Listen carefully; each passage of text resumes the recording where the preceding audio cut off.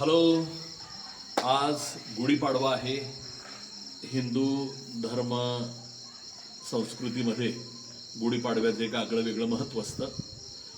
हे नववर्षही सगळीकडे साजरं केलं जातं हिंदू धर्म संस्कृतीमध्ये. परंतु माझ्या गावापुरतं बोलायचं झालं तर हे ढवळेश्वर गाव आहे. आणि ढवळेश्वर हे यशवंतराव चव्हाणांचं गाव आणि मच्छिंद्र सकटेचं गाव आहे, अर्थात माझं गाव आहे. या गावामध्ये यात्रा असते. ढवळलिंग या देवस्थानावरून या गावाला ढवळेश्वर हे नाव पडलेलं आहे. या गावामध्ये यात्रा होत असते, मोठी यात्रा असते.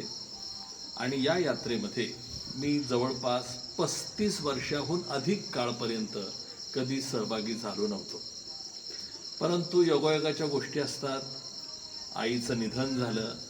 तिचं एक स्वप्न होतं की मी या जागेमध्ये, म्हणजे ढवळेश्वरातल्या बेघर वस्तीमधल्या या जागेमध्ये 1-2 खोल्या बांधाव्यात अशी तिची इच्छा होती.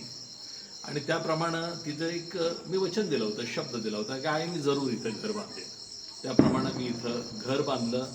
एक छोटासा बंगला आहे हा. आणि या बंगल्याला मी आईचंच नाव दिलेलं आहे. परवा 26 तारखेला मी गृहप्रवेश केला. आणि आज नेमका 30 तारखेला आमच्या गावची गुढीपाडव्याची ही यात्रा असते. या यात्रेनिमित्ताने मी आज गावी आलो. आणि का कोणास ठाऊक पण मी ढवळेश्वरला गेलो. महादेव किर्दत आणि माझे मित्र मला भेटले.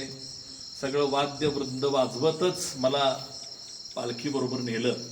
आणि तिथं मला पहिल्यांदा ढवळेश्वरच्या इतिहासामध्ये पालखी खांद्यावर घेऊन नाचवायची संधी मिळाली किंवा मान मिळाला. माझ्या मित्रमंडळींच्यामुळे हे शक्य झालं. त्यानंतर मी पुन्हा मंदिरात आलो. ढवळलिंगाचं मी दर्शन घेतलं. पुष्पा माझ्यासोबत होती. आम्ही दोघांनी दर्शन घेतलं. सोपान भाऊंचा आशीर्वाद घेतला. मित्रमंडळींच्या बरोबर शुभेच्छांचा आदान प्रदान करण्यात आला. आणि जस्ट मी तिथून इथं आलो. माझ्या अंगावरचा गुलाल हा आमच्या गावातल्या यात्रेचा गुलाल आहे. हिंदू धर्म संस्कृतीच्या परंपरेचा हा गुलाल आहे. हा गुलाल एकतेचा आहे. हा गुलाल भक्तीचा आहे, श्रद्धेचा आहे, संस्कृतीचा आहे. आणि हो, माझ्या आणि माझ्या पत्नीच्या प्रेमाचाही हा गुलाल आहे. जय भारत.